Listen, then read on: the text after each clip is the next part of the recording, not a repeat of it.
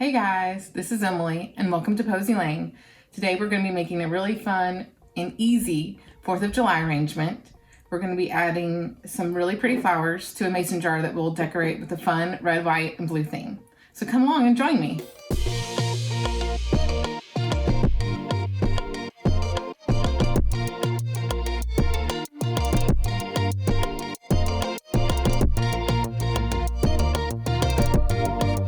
So for our fun and easy 4th of July arrangement, first off, we're going to need a mason jar. And this is a 16-ounce mason jar. I got one with a plain front because we're going to be decorating it and painting it. So I didn't want there to be a lot of bumps or anything in it. And then you're going to need paint brushes, which I just have these on hand. You're going to need scissors. And you're going to need a paper plate, just something that you can squirt your paint onto. And then you're gonna need flowers. These are just grocery store flowers, but I love daisies because they just scream summer to me and like 4th of July and America. And then for the messes, because I'm always making a mess, I always keep my paper towels on hand when I'm using paint. And also, last but not least, we're gonna need fabric paint in red, white, and blue for a cute, fun 4th of July theme. First, we're going to paint our mason jar all white. And the reason why we're going to paint it all white is because I tried to just paint with some color and it just wasn't very bright and it wasn't very vibrant and it wasn't popping. So if we paint all of it white from about here to here, it will help all the other colors really show up and be really pretty. Get my white fabric paint. And the reason I'm using white fabric paint is because kind of an accident. I discovered when I was using acrylic paint, a lot of times if I put water in this, because I'm wanting to put fresh flowers in it, the paint was just coming off. And so I accidentally got some fabric paint on a glass of mine, and it's like 6 months later, it still has it. I've run it through the dishwasher even, and it still has that white paint on it that I accidentally got on it. So I realized that this wouldn't come off or peel off when I put water in it for an arrangement. So with the white paint, all you're going to do is just coat it. I'm using a wider brush so it won't take as long. And you may need to do 3 or 4 coats to get it really good and covered, but you just want to make sure that it's really covered and that it's no longer see-through.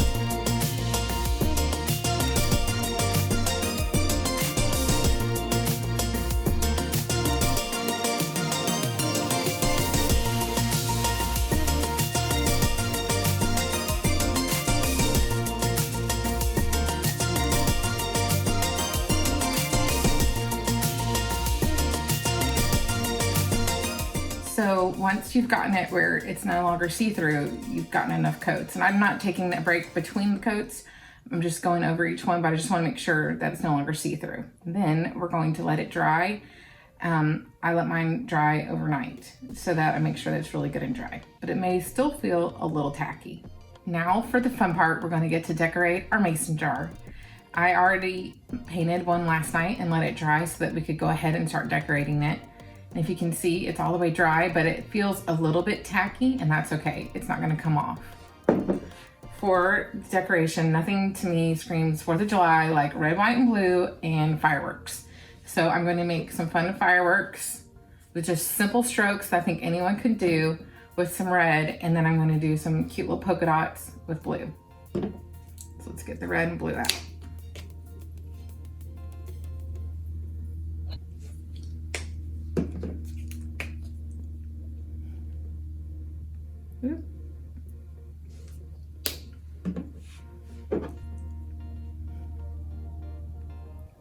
I'm going to start with just a brush that's just got a little bit wider tip to do the fireworks.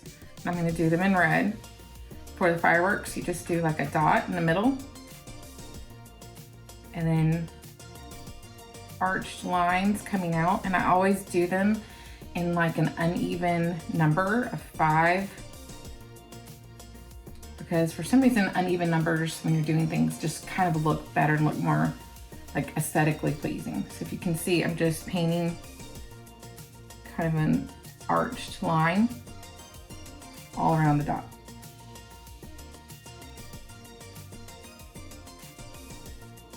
And then when I'm done doing 5 lines, I just take a little bit more paint and do a dot on each of the ends of the lines. And it makes a cute little firework. And then I'm just gonna keep going around and painting more fireworks around the jar.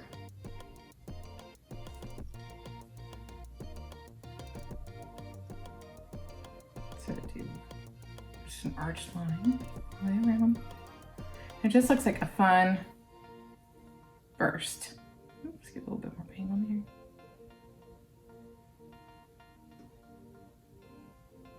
And with this, it doesn't have to be perfect. We just want it to look fun and cute. For the blue dots, I'm just using the end tip of a paintbrush. I've just found that it's very easy to make dots just using the tip instead of using the actual paintbrush itself.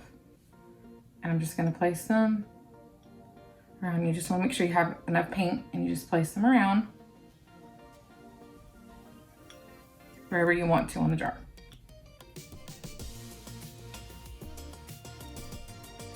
Now I'm gonna finish painting the rest of the jar.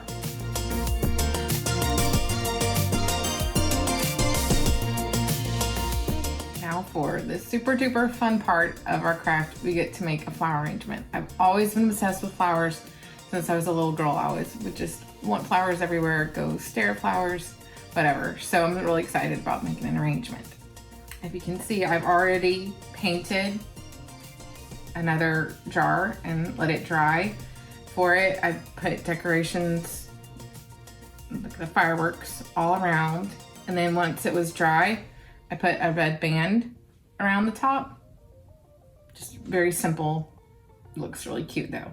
So this is just some simple strokes that anyone can do, but looks really cute on 4th of July. Another thing I did was I left the lid on this whole time so that if I got paint all over the lid, it didn't matter. It wouldn't get around the rim, and the rim is going to look nice and clean. You can see how there's no paint there because I'm super messy and I'm gonna get paint everywhere. So with any arrangement that's using fresh flowers, you need water in your jar so that the flowers don't die. So first we're gonna add our water. And the thing with water is that you're gonna wanna just check it every so often to make sure your arrangement is still alive and getting the water that it needs. And then I just got grocery store flowers. So you can just find these anywhere, anywhere that sells flowers. First, I'm gonna cut off all this plastic. Oh goodness. We'll set the food aside and put that in just a second. And I just like to cut down and get the plastic kind of laying flat like that. Separate this ends a little bit. Now with the food, I always, if it comes with it, I add it. So let me add the food to the jar.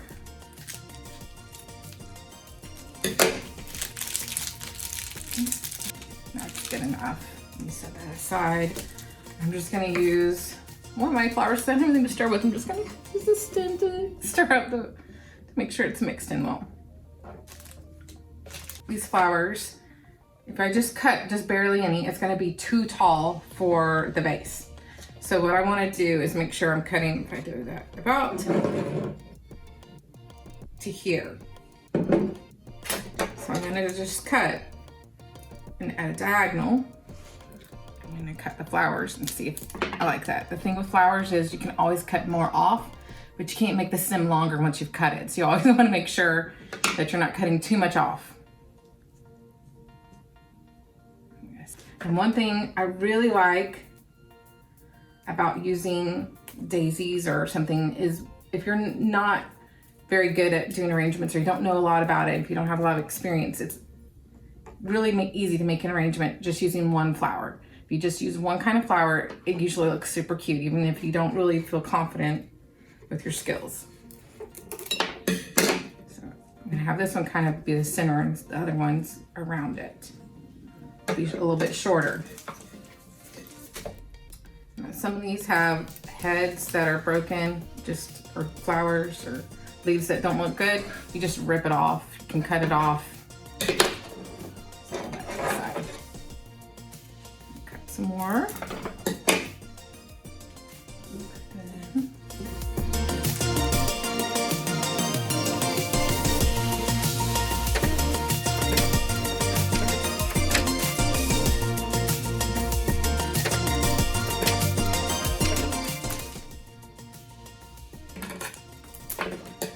So one thing you'll notice sometimes is that some stems, when you put it down in the water, really it's going to be too deep in the water for them and you don't want them to die. So I'll just kind of rip them off and rip off those leaves, because if the leaves are in the water, they make it kind of moldy. And then I'll stick them in the arrangement like that, just kind of at the bottom, so that they don't get moldy or die really quick.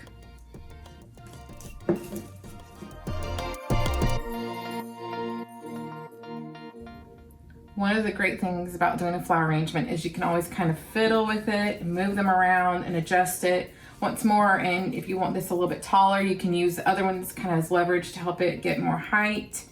And you can just move it around as much as you need to until you like it. But don't worry about it being perfect. It will still look adorable.